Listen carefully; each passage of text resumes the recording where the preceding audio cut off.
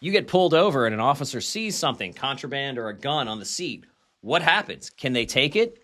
Well, let's go through the history of this. This is called the plain view doctrine. Coolidge versus New Hampshire is really the initiating case of where this has been established, but this is really based way back in the beginning of the Constitution. This comes really to the forefront of the Fourth Amendment, where is it an unreasonable search or seizure? Well, if it's in clear, plain view and the officer is legally in the position where they are, meaning let's say they've pulled you over, let's say you don't have any tint on your windows and in the back seat there's some type of gun or some type of contraband, then yes, they have seen it. They are easily able to identify it, which is important upon plain view without having to investigate the item.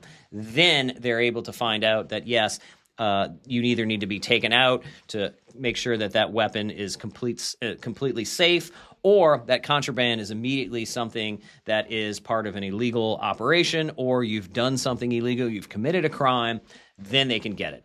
So the answer is yes. If you get pulled over, or even if you're walking down the street and you have contraband hanging out of your pocket in plain view, a police officer sees that, then yes, they now have probable cause to detain you and likely arrest you if after that investigation they do show that, yes, this was contraband.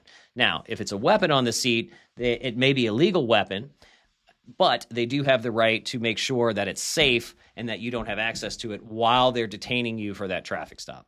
That does not mean that you've committed a crime in that instance, but it does mean that they do have the action to do that to make sure that it's safe. And this is a public safety exception based on the plain view doctrine. So if you guys have questions about that, or you have a case and you need help with it, call us at the Bradley Law Firm.